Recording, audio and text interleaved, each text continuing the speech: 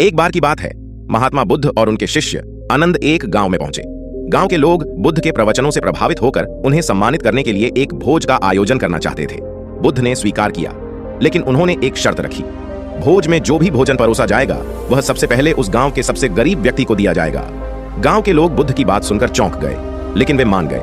गांव में सबसे गरीब व्यक्ति की खोज शुरू हुई।